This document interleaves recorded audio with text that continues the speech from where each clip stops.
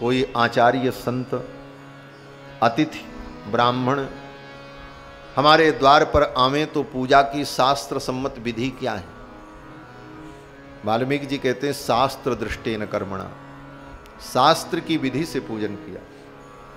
शास्त्र की विधि यही है कि राजा, अतिथि, ऋत्विक, स्नातक, गुरु और वर, ये 6 लोग द्वार पर आवें तो मधुपर्क विधि से इनका पूजन करना चाहिए।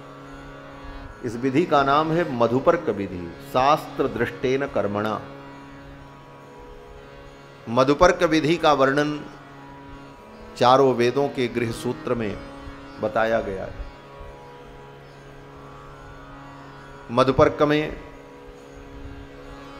आए हुए अतिथि को आसन देकर, उनको अर्घ्य देकर, मधु और दधि मिलाकर मंत्र से अभिमंत्रित करके उन्हें प्रदान करना और फिर उन्हें गोदान करना, इस कर्म का नाम मधुपर्क विधि।